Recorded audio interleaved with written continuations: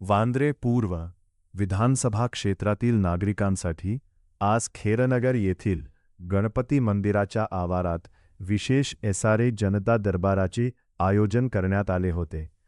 आमदार वरुण सरदेसाई यांच्या पुढाकाराने आयोजित या जनता दरबारात विविध विषयांशी संबंधित स्टॉल उभारण्यात आले होते.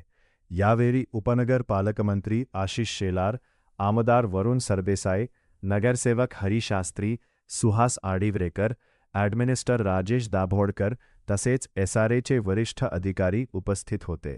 नागरिकांच्या अनेक प्रलंबित प्रश्नांचे निरसन करण्यात आले, तर काही लाभार्थ्यांना घरांची कागदपत्रे आणि वारस प्रमाणपत्रांचे वितरण मान्यवरांच्या हस्ते करण्यात आले.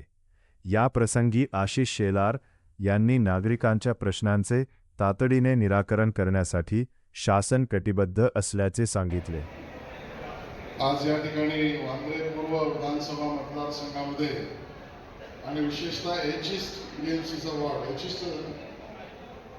या ठिकाणी हा झोपडपट्टी पुनर्विकास प्राधिकरणाच्या माध्यमातून हा एक समाधान शिबिराचा उपक्रम आपण सगळेजण मिळून करतो आहोत.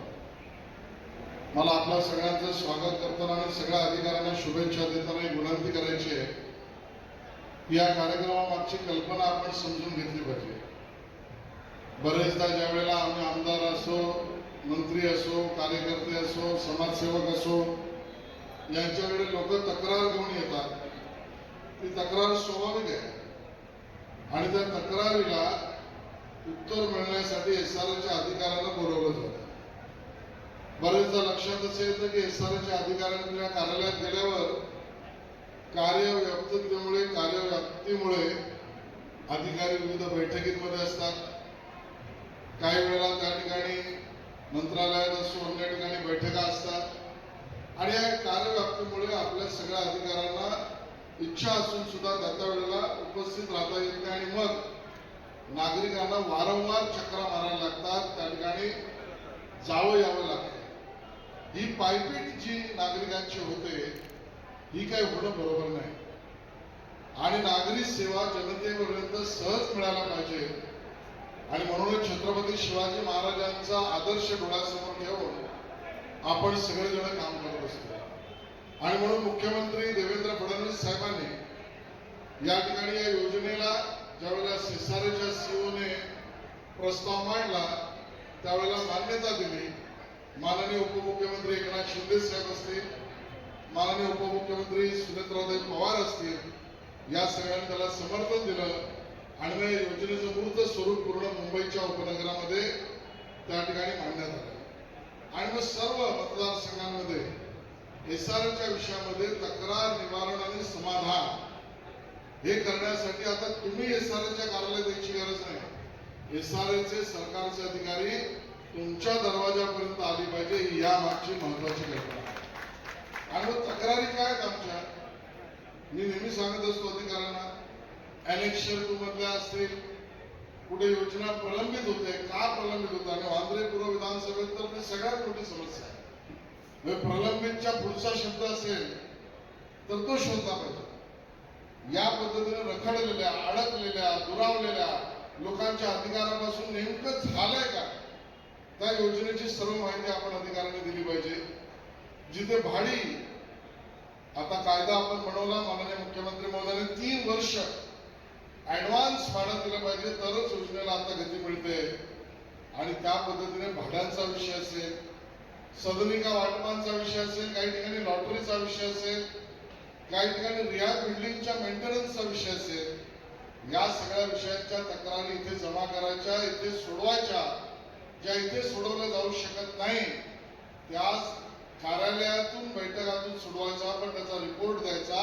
मी आज सेक्रेटरी साहेबांना सांगतोय की याचा पूर्ण रिपोर्ट स्थानिक आमदार वरुण असतील किंवा पालकमंत्री मी असेल यांच्याकडे तुम्हाला महिनाभरात द्यावाच लागेल, असं सार्वजनिक तुम्हाला निर्देश त्या ठिकाणी करून देतो. या योजनेला गतिमानता देणं ही नागरिकांची गरज आहे. खूप समस्या आहे, पण काही ना काही टप्पे या सरकारच्या काळामध्ये आपण पुढे नेले. अगदी 2011 पर्यंतच्या झोपडपट्टीत राहणाऱ्या माझ्या बंधू भगिनींना संरक्षण हा निर्णय आपण केला आणि त्यातनं सुद्धा गती दिली. काही ठिकाणी ॲनेक्शन 2 जुन्या 2000 पूर्वीच्या ॲनेक्शन 2 मध्ये 2095च्या किंवा 2000च्या कायद्यानुसार पात्र अपात्र यादी बनली. ॲनेक्शन 2 बनलं, पात्रता ठरली, त्यानंतर त्या गृहस्थाने तो त्या यादीमध्ये ॲनेक्शन 2च्या पात्र आहे किंवा अपात्र आहे. पण त्याने घर विकलं तरी खरेदी विक्री पूर्वीच्या सरकारच्या काळात मान्य नव्हती. आता खरेदी विक्रीला सुद्धा मान्यता दिली. खरेदी करणारा सुद्धा माझा मुंबईकर आहे आणि विकणारा सुद्धा मुंबईकर आहे. या ॲनेक्शन 2 मध्ये पात्र किंवा अपात्र खरेदी विक्रीला सुद्धा आता शुल्क भरून ॲनेक्शन 2 मध्ये पात्रता देण्याचा निर्णय केलेला आहे. त्याची सुविधा आपण या ठिकाणी घ्यावी आणि यामध्ये महिनाभरात हा प्रयत्न सफल झाला, त्याचं समाधान होईल नाही झाला, त्यासाठी पुन्हा महिना 2 महिन्यात आपण पुन्हा या ठिकाणी समाधान शिबिर लावू असं त्या ठिकाणी आश्वासन देतो. खऱ्या अर्थाने आमदारांनी मला फोन केला होता की थोडा उशिरा कार्यक्रम झाला तर चालेल का, पण मला एक कार्यक्रम पुढे जोगेश्वरीला आहे म्हणून मी आधी आलो. शुभेच्छा आपल्या सगळ्यांना देतोय आणि या पद्धतीने शांततेने हा कार्यक्रम सर्व अधिकाऱ्यांनी चालू ठेवावा. कुठेही अडचण आली तर आम्ही सगळे तुमच्या बरोबर कायमस्वरूपी उभे राहू. या ठिकाणी राजेश दाभोळकर, सुहास राडेवरेकर, आमची सर्व मंडळी, सर्व अधिकारी आले, त्यांचं मी मनापासून धन्यवाद व्यक्त करतो. जय हिंद, जय महाराष्ट्र. अत्यंत थोड्याच वेळात याच्या संकल्पनेतून या ठिकाणी कार्यक्रमाचे नियोजन करण्यात येत आहे. ते सन्माननीय स्थानिक दमदार आमदार वरुणजी सरदेसाई यांचं या ठिकाणी थोड्याच वेळात आगमन होणार आहे. या ठिकाणी उपस्थित असलेल्या नागरिकांनी कृपया आपण या ठिकाणी आल्याची नोंद करण्यासाठी राजेश आवाजून या ठिकाणी त्यांचं स्वागत व अभिनंदन करावं. त्यानंतर सुरेश तुकाराम पवार या सदनिकेच्या प्रायोगिकचा विचार, यानंतर सन्माननीय श्री कृष्णा सुदामा यादव